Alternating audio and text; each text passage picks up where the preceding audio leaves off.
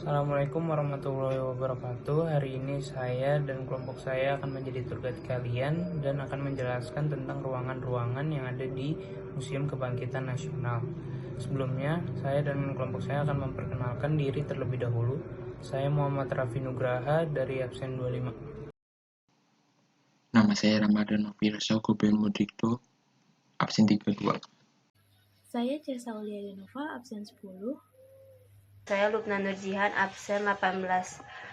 Nama saya Syahbana Putra Pratama, absen 38. Saya Amanda Putri Anggraini, absen 03. Pergi ke Jepang beli nasi kepal, tidak lupa mampir ke warung soba. 20 Mei Hari Kebangkitan Nasional, di mana awal dari kesatuan bermula.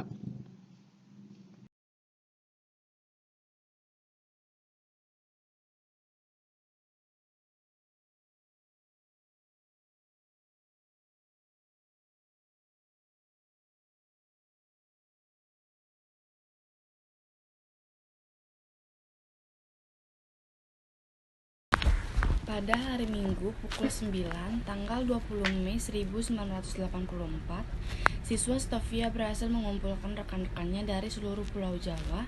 Tepatnya ada 7 kota, yaitu kota Probolinggo, Yogyakarta, Bandung, Bogor, dan Surabaya. Sebelum menjadi Museum Kedokteran Stovia atau School of Applied Van Illands Artsen, yaitu Sekolah Kedokteran Bumi Putra. Jadi khusus siswa-siswa Bumi Putra, mereka dididik menjadi dokter di sekolah ini. Museum Kebangkitan Nasional ini tempat didirikannya sebuah organisasi yang sangat berpengaruh dalam memajukan rasa nasionalisme dan juga mengangkat harkat martabat bangsa di Indonesia, yaitu adalah organisasi Budi Utomo. Organisasi Budi Utomo didirikan oleh siswa-siswa Stovia pada tanggal 20 Mei 1908. Terdapat 2 tokoh, yaitu Dr. Wahidin dan Dr. Sutomo. Dr. Wahidin Sudirohusodo, senior atau alumni dari Stovia ini, ia memberikan sebuah pidato dan juga sebuah ceramah di sekolah ini yang mengunggah semangat siswa-siswa Stovia termasuk Sutomo. Dengan semangat yang mengunggah, akhirnya Sutomo dan teman-temannya membangun sebuah rehabilitasi. Pada awalnya yang belajar di sekolah ini hanya terdapat siswa lelaki saja karena pada saat itu anak perempuan dilarang untuk bersekolah. Sebelum menjadi sekolah Stovia, dulunya adalah sekolah dokter Jawa yang didirikan pada tahun 1851 di Rumah Sakit RSPHD. Rumah Sakit RSPHD dulunya merupakan rumah sakit yang dimiliki oleh Hindia Belanda Pemuda 1902 dan pindah ke gedung ini dan diubah juga namanya menjadi Stovia.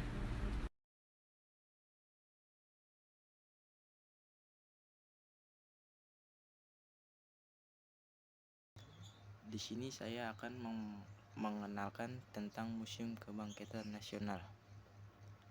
Museum Kebangkitan Nasional adalah sebuah gedung yang dibangun sebagai monumen tempat lahir dan berkembangnya kesadaran nasional dan juga ditemukannya organisasi pergerakan modern pertama kali dengan nama Budi Utomo. Alamatnya berada di Jalan Abdul Rohman Saleh 026, Jakarta Pusat, dekat Pasar Senen.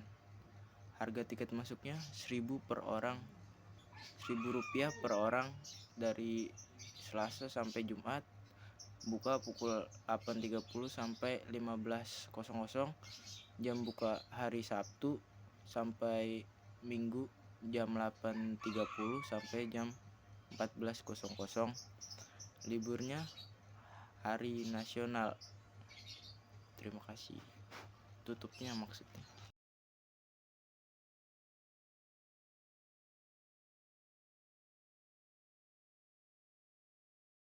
Itu ruang lulusan Stovia.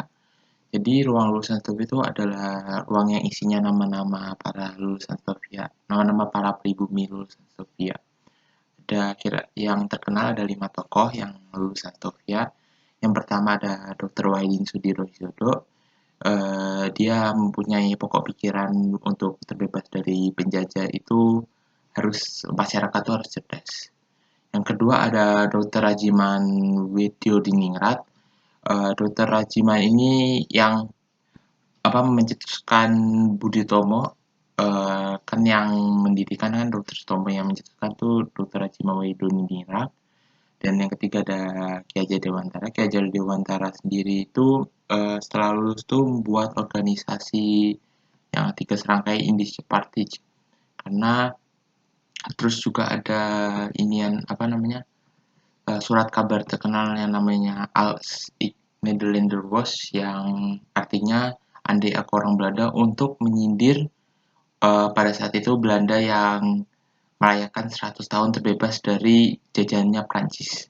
Seperti itu, dan membuat Ki Hajar Dewantara dan tiga serangka itu diasingkan ke Belanda sendiri. Dan yang keempat ada Dr. Sutomo. Dr. Sutomo ini yang mendirikan Budi Utomo. Sedangkan yang tadi itu Dr. Rajiman itu yang mencetuskan ya. Dan yang terakhir Dr. Cipto Mangunkusumo. Dr. Cipto ini dilakukan dengan cara perjuangannya itu dari menulis-nulis, mengkritik pemerintah Belanda di Indonesia. Dia juga menjadi palang tenaga kesehatan garda terdepan pada masa perjuangan. Dan berikut ada beberapa nama-nama ya yang ada tertera di sini. Ada J.A. Tumbelaka, ada Raden Suparto, ada Raden Johari, Raden Solehan, Soeharno, Ija Atilung, J. Hawarou, R. Sahid, Mas Soekarjo, Raden Surojo. Ya, seperti itulah kira-kira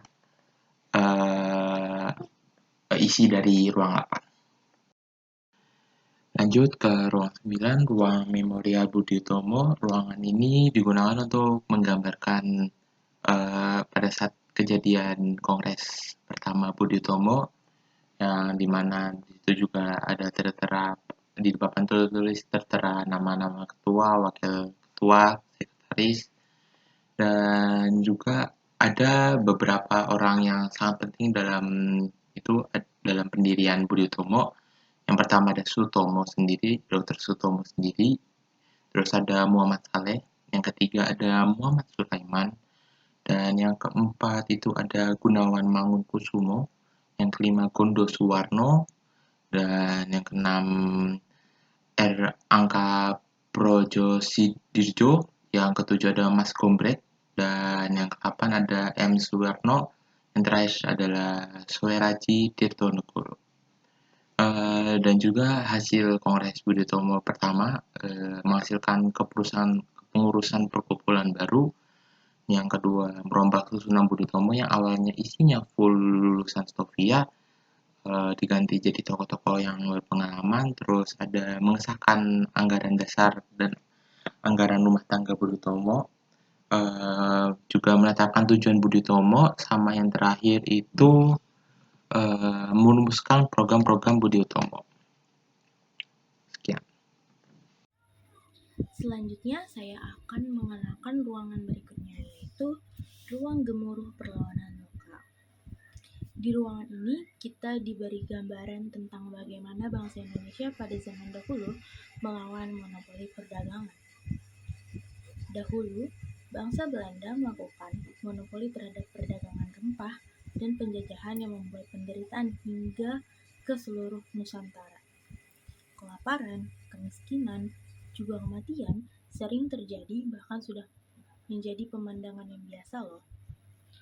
Maka dari itu, dengan kondisi yang jauh dari kata sejahtera itu, masyarakat Indonesia merasa terdorong untuk berjuang membebaskan diri dari penjajahan Belanda.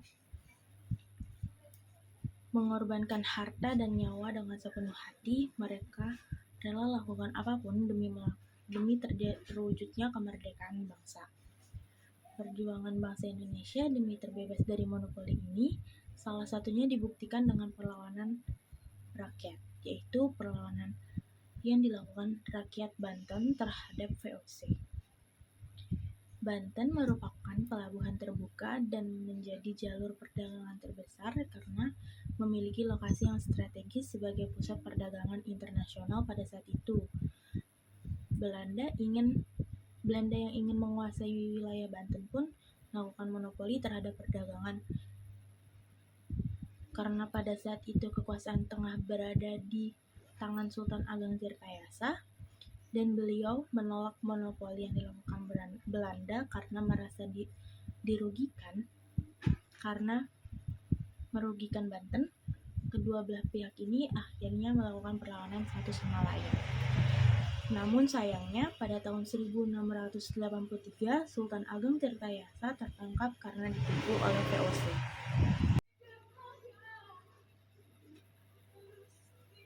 Kalian tahu nggak kalau pada tahun 1899 Conrad Theodor van Deventer yang dikenal sebagai pelopor tokoh politik etis menulis artikel yang berjudul Hutang Kehormatan.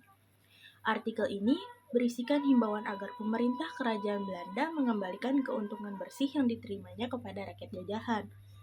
Pelaksanaan politik etis ini justru jauh dari tujuan awal, yaitu untuk mensejahterakan rakyat, yang dimana kebijakan tersebut malah digunakan untuk mendapatkan keuntungan.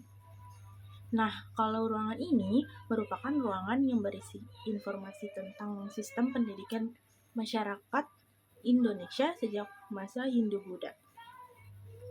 Pendidikan pada masa penjajahan yang bercorak diskriminatif ini menyebabkan sistem pendidikan Indonesia mengalami kemunduran, karena pendidikan tidak dijadikan sebagai sarana untuk mencerdaskan peserta didik. Hal ini mendorong tokoh-tokoh pergerakan untuk mendirikan lembaga pendidikan. Untuk anak bumi putra yang berhasil menyelesaikan pendidikannya, nantinya akan menjadi priai baru, yaitu kelompok terdidik yang diangkat menjadi pegawai pemerintahan. Nah, untuk penjelasan ruangan selanjutnya akan dilakukan oleh Raffi Nugraha. Selanjutnya, ruang pelopor kebangkitan nasional. Di ruangan ini terdapat patung dan lukisan tokoh-tokoh yang menjadi pelopor kebangkitan nasional. Pada 20 Mei 1908, pelajar Stovia mendirikan perkumpulan yang bernama Budi Utomo, yang diketuai oleh Sutomo. Perkumpulan ini mendapat dukungan dari pelajar lainnya sehingga pada akhir 1909 memiliki 40 cabang dengan 10.000 anggota. Perkumpulan Budi Utomo mengubah bentuk melawan penjajah dari mengandalkan kekuatan fisik diganti dengan menggunakan pemikiran. Perjuangan perkumpulan Budi Utomo menginspirasi juga tokoh-tokoh penggerak lainnya untuk mendirikan perkumpulan sebagai wadah perjuangan untuk melawan penjajah. Ruangan yang selanjutnya masih berkaitan dengan ruangan sebelumnya. Ruangan ini bernama Ruang Bangkitnya Perlawanan Pemikiran. Di ruangan ini terdapat ideologi-ideologi dari berbagai pergerakan nasional yang dipelopori oleh Budi Utomo seperti Sarekat Islam, Indische Partij, Muhammadiyah, Trikoro Darmo, Nahdlatul Ulama, dan Partai Nasional Indonesia.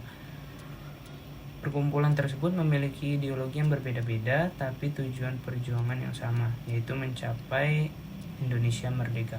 Perlawanan terhadap kebijakan pemerintah Hindia Belanda yang merugikan rakyat dilakukan dengan cara menulis kritik di media massa dan melakukan aksi massa. Perjuangan melalui pemikiran mampu menggetarkan sendi-sendi pemerintahan yang sudah mapan karena dilakukan secara berkesinambungan sehingga memiliki dampak yang luas. Ruangan selanjutnya akan dijelaskan oleh teman saya Lubna. Di ruangan kebangkitan kebudayaan ini terdapat tulisan-tulisan mengenai pemikiran priai-priai yang bercita-cita Indonesia, yaitu terwujudnya tatanan masyarakat baru yang lepas dari belenggu penjajahan. Usaha tersebut diawali dengan Kongres Memajukan Kebudayaan Jawa pada 1918, kemudian dilanjutkan dengan Kongres Pemuda pada 1928. Rumusan cita-cita Indonesia terus menjadi tema perdebatan para intelektual tanah air yang dikenal dengan polemik kebudayaan. Kebangkitan budaya penting diwujudkan karena menjadi salah satu dasar dalam mewujudkan tatanan masyarakat sejahtera, adil, dan makmur. Ruangan kebangkitan teknologi, proklamasi kemerdekaan bukan akhir dari perjuangan, namun awal dari usaha untuk mewujudkan tatanan masyarakat baru yang adil, makmur, dan sejahtera. Hal tersebut bisa diwujudkan dengan melaksanakan pembangunan dalam semua aspek kehidupan. Meningkatkan penggunaan teknologi dalam pembangunan menjadi salah satu cara untuk mengejar ketertinggalan dari negara lain. Hasilnya negara bisa melakukan swasembada pangan dan membuat pesawat terbang. Terima kasih. Wassalamualaikum warahmatullahi wabarakatuh.